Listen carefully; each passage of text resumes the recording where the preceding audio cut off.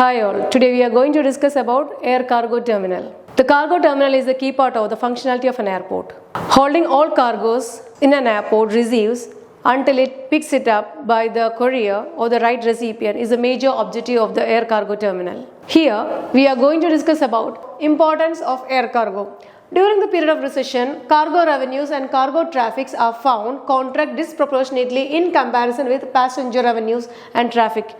Yes, we all know that during the time of recession and also in the pandemic situation, the main income generating source is that through the air cargo. So however, passenger airlines which also concentrate on carrying cargo claim that cargo operations are competitively profitable even when fully allocated costs are considered, but especially profitable on a marginal cost basis.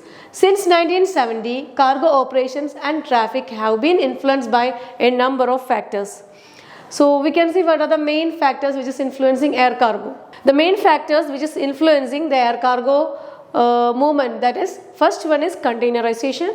Freight industry itself underwent a conversion to the use of unitized load, that is containerization. Second one, many firms integrated their production and transport functions using a newly developing tool of physical distribution management, that is PDM. Physical distribution system refers to the movement of finished products from a company distribution and fulfillment is a network of the users. That's what PDM means, and it's connected with 7 main components, that is customer service, warehousing, transportation, inventory management, material management, order processing, etc. Next main factor is highly efficient and low cost just-in-time techniques were adopted into manufacturing, wholesale and retail business. Just-in-time techniques is the inventory control method in that material arrives only when it is required the customer needs and demands. So that's what just-in-time. Next is coming, there was a rapid and widespread introduction and adoption of wide-bodied aircraft capable of accepting large unit loads. We know that nowadays the wide-bodied aircraft like 747 and Boeing, which is using only for the cargo movements, it's emerging of this aircraft, it's making this smooth movement of this cargoes. So that is also the main factors which is affecting the cargo movements. Next is coming functions of cargo terminal. Before this, we can see a video.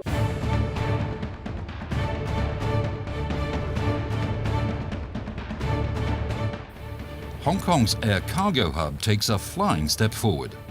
In a competitive global air freight environment, Hong Kong International Airport's annual capacity jumps some 50% after last year's opening of the Cathay Pacific Cargo Terminal, making Chek Lap Kok arguably the most efficient airport in the world for flying freight, as it's rated busiest airport globally for cargo traffic at over 4 million metric tons per year. It puts Cathay Pacific Services, the airline subsidiary that designed, built and now operates the cargo terminal, in the spotlight to perform. Our vision is to become the world's best cargo terminal in terms of innovation and customer services. We provide total logistics solutions. We understand the need of the airlines as well as our customers and the freight forwarders. The terminal currently handles and monitors a throughput of 2.6 million tons of cargo traffic annually, and its competitive advantage relies on a just-in-time operational model. When it comes to processing through Hong Kong, this reduces the dwell time of cargo from 8 to 5 hours. Our terminal control center actually proactively monitor all the process and activities in the cargo terminal with accurate flow of information and data. And we provide instant update of the information in the warehouse operating systems to enable our customer to provide real-time tracking of their cargo coming. So that means a piece of cargo coming from other parts of the world through Hong Kong, through our cargo terminal, we use less time and with more connection. All of this is music to the ears, particularly of Hong Kong's major trading partners in Europe, as they see consignments begin to pick up from the economic uncertainties of the past few years. When it comes from Europe, for example, having connection to China or having connection to Southeast Asia, they will have instant connection with 5 hours connection time or even 3 hours with some special arrangement in our cargo terminal. We have a lot of shipments coming from Europe. through this cargo terminal because of the operation of the airlines. And Hong Kong is a gateway for transshipment to other parts of the world. The terminal's state-of-the-art materials handling system includes both container and bulk handling. It gives the terminal that competitive edge, both regionally and internationally, and on a 4-story set of levels that's modest in terminal space compared with others in the world. We use a lot of technology in our cargo terminal. To quote an example, for truck control, we use RFID technologies. When the truck is passing through the truck booth, the RFID tag will trigger the material handling system to pick the cargo for immediate collection by the truckers. That helps to enhance the productivity and reduce the dwell time by the truckers. And if the cargo has connection right away from Hong Kong to China, for example, that will further reduce the trucking time and reduce the cost as well for connecting out of Hong Kong. And the system provides flexibility and enable the movement of the cargo from levels to levels. And we have flexibility to change our import and export model from one level to another, which allow more flexibility comparing to some other cargo terminal. With transshipment facilities, a perishable cargo handling center, and quick transfer capacity, the terminal is a perfect point from which to view the trends in air cargo traffic to and from the Asia-Pacific. We are seeing steady growth of the cargo in 2014, starting from the beginning of this year. But the situation is still very challenging. All sorts of cargoes are coming through this cargo terminal, from iPhones, perishables, flowers, pharmaceuticals, garments. So I think there are more electronic goods are coming through the cargo terminal these days. And we are seeing more perishables from other parts of the world coming through Hong Kong and getting into other places. As the terminal strives to drive down dwell times for cargo to just 3 hours in Hong Kong, drastically reducing costs for trade operators and airlines, it weighs the possibility of nearly doubling its own capacity to 4 million tons per year, particularly with the prospect of a new runway in Hong Kong, further linking the SAR to international and regional destinations. China is developing very fast with their infrastructure, and they have different cargo terminals in different airports. But Hong Kong still has an advantage over others because of our policies, legal system, and the custom procedures. So in that video we can see that cargo terminal serves 4 principal functions. First one is conversion, second one is sorting, third is storage, and facilitation and documentation. What is conversion? The size of a load is changed by combining a number of small loads into a larger unit, such as pallet or container, which can be more easily handled airside. A conversion also almost certainly takes place in the flow pattern. The landside flow is characterized by the continual arrivals or departure of small loads, which may form either the entire loads or part of the load of a truck. These loads are batched into individual aircraft loads.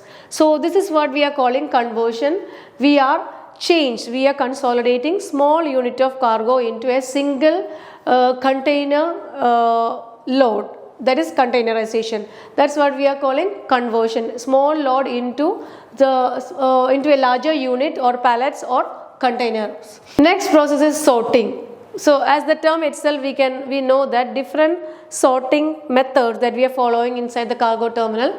The function occurs as the terminal accepts load consisting of cargo bound for a number of different destinations, combines them and form aircraft loads for individual destinations. So here we know that if an aircraft is moving, it may have a direct destination or the different intermediate destinations. So according to that, the cargo are sorted and we are categorized and loading according to, on that basis we are loading inside the aircraft. Next is storage.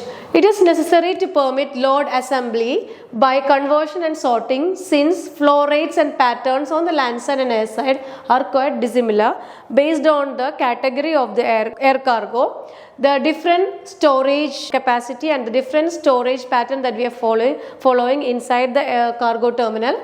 So on that basis we are charging, or the charging and the rate also differentiate. So on that basis we are storage accordingly. Next one is facilitation and documentation. Finally, facilitation and documentation are conveniently carried out at the cargo terminal, where frequently a physical transfer takes place between the surface and air carrier, and such governmental controls as customs are normally performed. The efficient operation of a large modern cargo terminal is vitally dependent on modern documentation procedure. We know that what all cargo movements is happening inside the air cargo terminal, it's under the governmental customs control. So when it is happening, the proper records and the documentation should be maintained. Here also we are following the same thing, and it's a vital part. There is the main vital part is the documentation. Okay.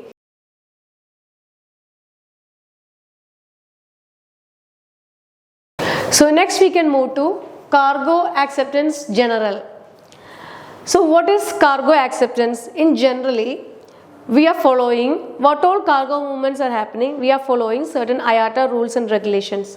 Yes, here also we can say that generally shipments are accepted directly from shipper, consignor, freight forwarder and through IATA cargo agents, whoever it is. But we should follow certain cargo acceptance procedure. It is important that correct acceptance procedures are followed if the shipment is to reach its destination safely. Particular attention must be paid to the accurate completion of documents, packaging and labeling, and to the compliances government regulation and the National Civil Aviation Security Program of the states, that is NCASP. As per NCASP only, we are giving more importance for this packaging, labeling and documentation, everything. So there is something very important to follow when in the movement of the air cargo shipments. Next is acceptance from non-shipper or forwarder. When we accepting a cargo or a mail shipment, it must be assured that the shipper or the consignor must be known. Surface transportation has been performed by a non-party. No deviation from agreed security procedures have been made. If a shipment does not meet the requirements above, must be screened before being loaded. So as we mentioned here, participants in the movement of a goods must follow certain rules and regulations. But if it is acceptance from a non-consignor or the non-shipper, definitely they have certain authority, same like as an appropriate authority. They are gone through that, they are following certain security regulation which is accepted by the appropriate authority. So these persons who having the authority of like the same like the appropriate authorities, we are calling this non-shipper or the consignor. Next is coming air cargo tariff and rates. What is air cargo tariff and rates? We already seen certain different rates in the previous sessions. Same like that. First one is general commodity rates. That is, the air freight rate structure is similar to the passenger fare structure in that there is a normal or basic price applicable to all commodities in all markets. General commodity shipments are rated by weight. Normally, all the general commodities are rated by weight only. So we are charging accordingly. So the rate comes under, like rate will calculate according by their weight. Next one is specific commodity rate. We know that there are different types of cargo. We are charging based on their commodity. So specific commodity rates are established for unusually high volume shipping or certain products between certain cities. The next one is exception rates. Exception rates are higher than the usual air freight rates and apply to certain types of shipments that require special handling. For example, live animals and uncrated furniture take exception rate. That's what we are calling exception rate. We know that live animals also we are taking from one place to another in airlines. So we are charging them accordingly. Next one is joint rates. For domestic shipments transported on two or more airlines between origin and destination, a published rate called a joint rate which is favorable for both of the airlines. Next one is Priority rates. Priority reserved air freight is designed to serve shippers of heavy or bulky freight who need the advantages of reserved space on a specific flight. We know that if we are charging according to the base of priority, definitely there will be a specific space allotted for that particular bulk or particular cargo. That's what we are calling priority rates. Next one is speed package services. Speed package services is a small package fast delivery service airport to airport with certain carriers on their own system. So without any delay we used to get this cargo that we are calling speed package services. Container rates. Container rates are low rates charged by the carrier to shipper using containers to ship air cargo. There are many types of containers designed for air freight, suitable for shipping quantities from 400 pounds to 5 tons. These are the different rates. Next we are coming to special air cargo services. So what is special air cargo services? There are main special air cargo services are assembly services. A shipping or transportation service in which a number of small shipments are combined into one, that is assembly services. We know that small shipments or small unit load consolidated into one single unit, that we are calling assembly services. Second one is distribution services. Our air freight distribution is a daily service for the import, collection and export unloading of air freight shipments. With the options of late notification and collection of shipments and fast turnaround times, service provider offers optimal quality, security and flexibility for the distribution of air freight shipments. That's what we are calling distribution services. Next is pickup and delivery services.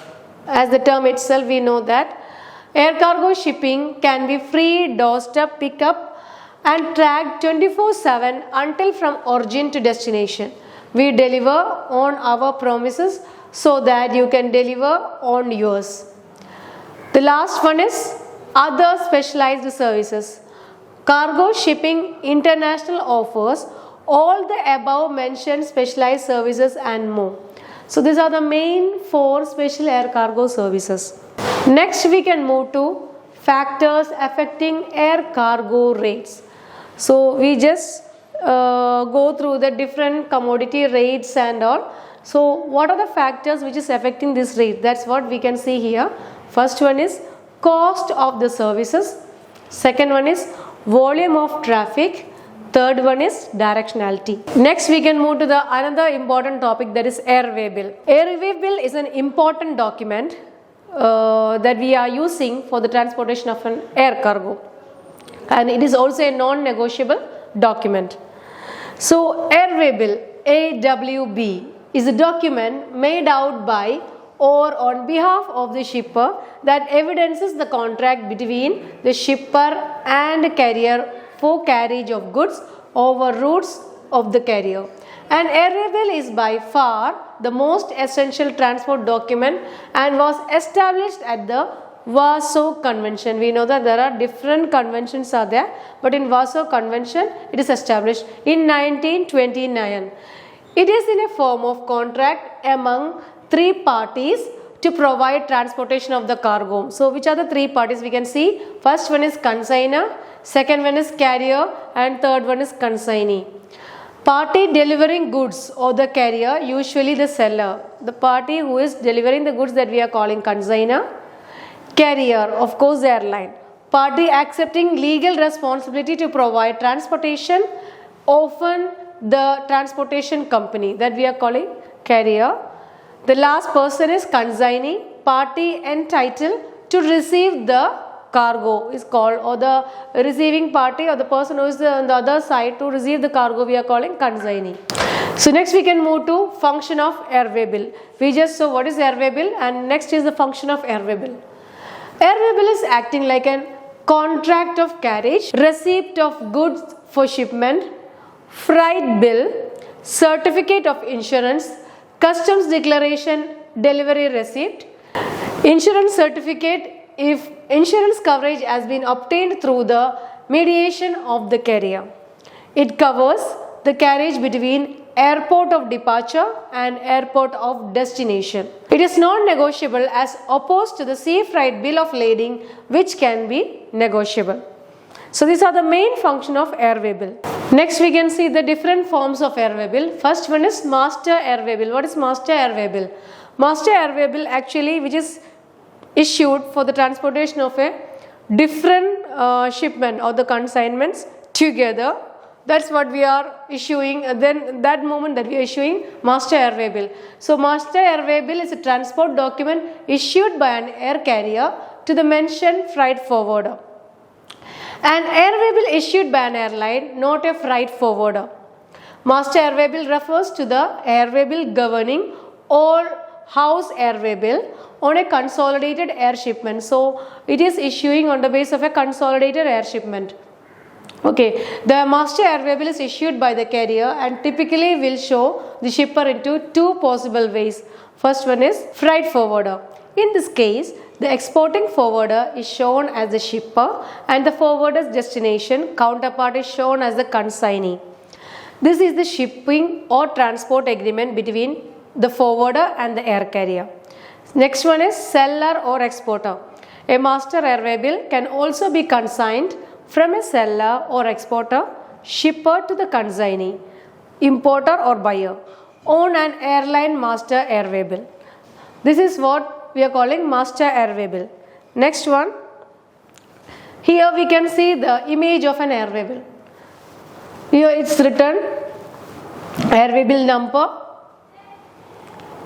the shipper detail and the consignee detail, the total shipment description like total number of packages, total weight, and about the product and services. All these details that we can see itself in a single image. So DHL Express is giving this airway bill, means DHL Express is producing this airway bill. The next form of airway bill, that is house airway bill, HAWB. House airway bill is a receipt of goods issued by freight forwarder to a shipper. The earlier time we saw that carrier is issuing to the consolidated shipment. Here it's a receipt of goods issued by freight forwarder to the shipper, viewed as contract of carriage as a receipt for goods that the forwarder will consolidate or combine with cargo from other shippers for transport. Next is air consignment note. Air consignment notes are typically used by express courier or integrator. These organizations provide transportation of goods on the basis that they pick up from the consignor and deliver to the premises of the consignee a full door-to-door services. That's what we are calling air consignment note. Here we can see in earlier times, normally there are different copies, original copies of airway bill we are distributing to different important sessions. That is number 1, that is original copy 1, that is in green color, issuing, it is for the use of issuing carrier. Whoever it is issuing, they are using this first copy, that is issuing carrier, for documentary evidences of the contract of the carriage for accounting purposes. I told you that this method that we are following in earlier times, nowadays its system is, everything is changed. Electronic airway bill came and now this copies count also a little bit changed. So only 2-3 copy counts are coming and it is documented accordingly. So this is for your information only I am sharing here. Second copy, there is second original copy that is in pink color. It is used by consignee and the purpose is to be tendered to the consignee on delivery at final destination. And the third original copy that is in blue color, it is used by shipper for proof of good receipt and documentary evidences. Next is original copy 4, that is in yellow color, transferring carrier, that is who is transferring in intermediate carrier, transferring carrier for receipt of delivery as evidence of the carrier's completion of contract of carriage. And original 5, that copy which is in white color, that is airport of destination, wherever it is reaching. For they are keeping that copy, that is airport of destination, for use the airport of destination. For example, it is moving from Cochin to Dubai and it is reaching Dubai. The Dubai is using that this copy, that white copy. Rest of the copies like 6, original 6, 7, 8 copies of the 3 which is in white color. Third carrier or second carrier or first carrier, maybe the intermediate carriers are coming, on that basis that they are filing accordingly for settlement among participating carriers. And the 9th copy, that is original 9 copy, that is also in white color, that is using by the freight forwarding agent for the agent or carrier executing the airway bill. And finally, the original 10, 11 and 12, that is also in white color, that is copies that is using accordingly as necessary. So next we can see what is the main purpose of airway bill. We comes to know the importance of airway bill, but we have to know what is the main purpose of the airway bill. The airway bill is the most important document issued by the carrier either directly or through authorized agent. It is a non-negotiable transport document. It covers transport of cargo from airport to airport. Airway bills have 11-digit numbers which can be used to make bookings, check the status of delivery and current position of the shipment. We can see which is the 11-digit number. Here is the 11-digit number. You can see 1, 2, 5, 3, 3, 3, 3, 3, 4, 4, 4. That is total 11 digits are there, which is showing the airway bill number. Next is validation. So what is the validation of airway bill? The airway bill is a contract or an agreement which is enforceable by law. For a valid contract, it is essential that has to be signed by the shipper or its agent and by the carrier or its authorized agent. Although the same person or organization may act on behalf of both the carrier and the shipper, the airway bill should be signed twice. Both signature may be of the same person. This also implies that the airway bill should be used immediately upon receipt of the goods and the letter instruction from the shipper. That is the main validation of airway bill. So we can move to the conclusion.